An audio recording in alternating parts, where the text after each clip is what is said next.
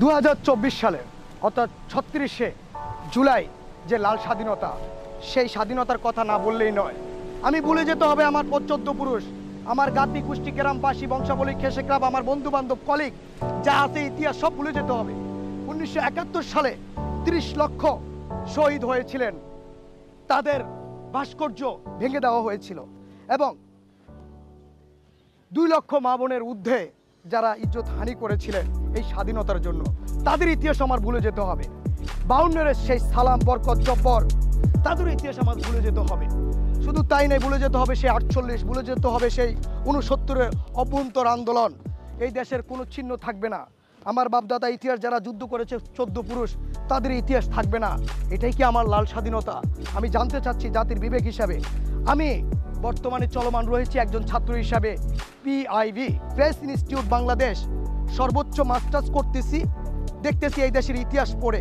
আসলে কি আমি ছাত্র হিসাবে আমার বৈশিষ্ট্যগুলো কি এরকম থাকা উচিত? আমার কি আদব ছুতো হওয়া উচিত? শিক্ষা জাতির মেরুদণ্ড, সেখানে শিক্ষকের গায়ে হাত, শিক্ষকরে জোর করে চাকরি থেকে বরখাস্ত করা এবং শিক্ষকের গায়ে ধরে ধাক্কা হেঁচড়ানো, চটকনা দেওয়া, এগুলো কোনো ছাত্রের বৈশিষ্ট্য কখনোই নয়। ভাস্কর্য হচ্ছে দেশের স্বাধীনতা, সার্বভৌমত্ব স্ফূর্তিতে যাদের রক্তহরণের সাথে মিশে রয়েছে, সেটাই হচ্ছে ভাস্কর্য। সেই ভাস্কর্যগুলোকে অবমাননা করা, ইন্টারন্যাশনাল ট্রাইব্যুনালে যদি আমি চিন্তা করি 251টা কান্ট্রি সেলিব্রিটিতে 10টা কান্ট্রিকে সমানিত করে ইন্টারন্যাশনাল ব্রিফিং হয়, সেই জায়গায় রিস্ট্রিক্টেডের জায়গাগুলো হচ্ছে সংসদ কার্যালয়, বাসভবন। সেই জায়গাগুলোকে আমরা দেখেছি কিভাবে পৈশাচিক অত্যাচার করা হয়েছিল।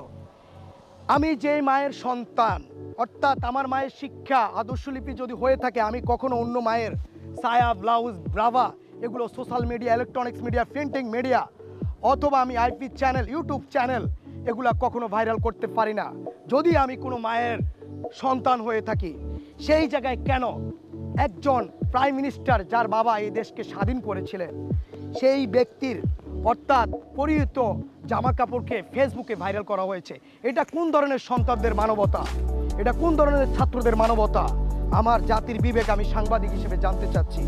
এই দেশে যারা electronics media, printing media, social media, IP channel যারা সোশ্যাল মিডিয়াকে ব্যবহার করেন তুমুলভাবে, আপনারা আপনাদের সত্যবাদী নিষ্ঠার সাথে বস্তুনিষ্ঠ সংবাদ উপস্থাপন করুন। আপনারা যারা মিডিয়া পার্সন, আপনাদের পাওয়ার উপরে পৃথিবীর কোনো ইতিহাসের পাওয়ার মিডিয়ার উপরে নাই। আপনারা যার পিছনে লাগবেন 40 তলা ছাদের উপরে থাকুক আর 100 তলা ছাদের উপরে থাকুক, সেই লোকের টুপ করে ছেড়ে দিতে পারবে। এটা হচ্ছে একটা মিডিয়া ব্যক্তিত্বের পাওয়ার। সেই পাওয়ার থেকে বলতেছি, আপনারা যদি কোনো মায়ের সন্তান হয়ে থাকেন তাহলে মাকে রেসপেক্ট করবেন। সারা পৃথিবীর ইতিহাসের মধ্যে 1500 বছরের ইতিহাসের মধ্যে পেয়েছিলাম রাসূল পাক সাল্লাল্লাহু আলাইহি সাল্লাম মায়ের জাতির প্রতি সম্মান দিয়েছিলেন। তার বিগত ইতিহাস আল্লাহ নিজে দিয়েছেন।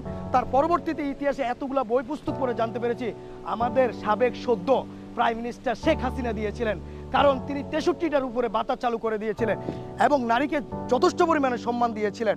সেই জায়গাগুলো বর্তমান প্রেক্ষাপটে নারী নিরাপত্তা পাচ্ছে না। এটা কেমন বর্বরতা রয়েছে জানতে চাচ্ছে জাতির বিবেক সাংবাদিক। প্রিয় দর্শক, অনেকগুলো কথা বলেছি, যদি কোনো ধরনের ভুল ত্রুটি হয়ে থাকে 2 হাত করজোড়ো করে ক্ষমা চেয়ে নিচ্ছি এই জাতির কাছে। কারণ এই জাতির স্মৃতি, এই জাতির মানচিত্র, এই জাতি বীরের সন্তান, এই জাতি বিশ্বের দুয়ারে দাঁড়িয়ে যাবার কথা, সেই জায়গায় আজকে জাতি একদম বিনাশ হয়ে যাচ্ছে, অবিনাশ। আসলে এটা কখনো কল্পনা করা যায়নি যে নবীনের থেবড়ে দেওয়া প্রবীণ দেখবে এমন অমানবিক। আসলে প্রবীণ কি দেখবে আমাদের কাছ থেকে? অবশ্যই একটা আদব, একটা ডিসিপ্লিন। আজকে আমরা দেখেছি মেজরিটি পার্সন যারা প্রাণের সেনাবাহিনী, আমি দেখেছি যে বীরঙ্গনা নারীদের জন্য বঙ্গবন্ধু সেই 32-এর বাড়ি দেখিয়ে দিয়েছিলেন, যেখানে পিতৃ পরিচয় দেওয়া যায় না, সেই জায়গাটা তিনিই দেখিয়েছিলেন। আর সেই জায়গাটাকে ভাঙচুর করেছিল সেই ইলিয়াস এবং পিনাকি। তাদের উদ্দেশ্যটা কি ছিল আসলে আমি জানি না। এই বাংলাদেশের জাতীয় প্রেস ক্লাবে মোহাম্মদ আলী জিন্নার জাতির পিতা হিসেবে প্রেস ব্রিফিং হচ্ছে এবং আরও দেখেছি বেনারসি পল্লীতে পাকিস্তানি পতাকা দিয়ে সেখানে ইফতার পার্টি এবং ইফতার দেওয়া বিতরণ হচ্ছে। আসলে আমি কোন জায়গায় বসবাস করছি? আমি কি জানছি এই বাংলার ইতিহাস? আরেকটি বিষয় না বললে নয়, এই বাংলার ইতিহাস মাত্র 7টা পরিবার থেকে আজকে এতগুলো মুসলমানের জন্মের খাঁটি হয়েছে। সেই গৌরগোবিন্দের ইতিহাস হিন্দুয়ানির, সেটা কি আপনারা ভুলে গেছেন? অথচ সেই 750 বছরের ইতিহাস এখন সেই বুরহানুদ্দিনের কথা না বললেই নয়, যার পুত্র সন্তান থেকে হজরত বাবা শাহজালাল, হজরত বাবা শাহপরান, সেই মাজার শরীফও 81টা পোড়ানো হয়েছিল, ভাঙচুর করা হয়েছিল, লুটতারাজ করা হয়েছিল, এগুলো কোন ধরনের বৈশিষ্ট্য?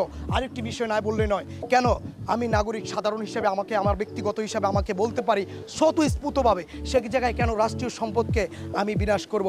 এই কোনো এখতিয়ার আমার ছাত্র বৈশিষ্ট্য আছে কিনা আমি জানতে চাচ্ছি জাতির বিবেক সাংবাদিক হিসেবে। দর্শক আবারও বলছি, যদি ভুল ত্রুটি হয়ে থাকে দুহাত করজোড়ো করে ক্ষমা চেয়ে নিচ্ছে। শুধু ইতিহাসের দিকে তাকান, আদবের দিকে তাকান, ডিসিপ্লিনের দিকে তাকান। আমি বলবো প্রাণের সেনাবাহিনী আপনাদেরকে উদ্দেশ্য করে বলবো, বর্তমানে আপনারাই বহাল রয়েছেন, আপনাদের ডিসিপ্লিনের উপরে বাংলাদেশে কোনো ডিসিপ্লিন হয় না। আপনাদের ক্যান্টনমেন্টের যতগুলো জায়গা আছে বেস্ট পয়েন্ট, সেখানের মধ্যে কখনো হাইড্রোলিক হরন কিন্তু বাজে না। কেন? এতটা শান্তি নিরাময় জায়গা আপনারা পালন করেন, সাধারণ জনগণও সেই শান্তি চায়। এই দেশের জনগণও শক্তির উপরে কোনো শক্তি নেই, যদি জনগণ একবার খেপে তাহলে কেউ টিকতে পারবে না। এই বলে আমার কথাগুলো এখানে শেষ করছি। ধন্যবাদ সবাইকে। আসসালামু আলাইকুম ওয়া রাহমাতুল্লাহি ওয়া বারাকাতুহু।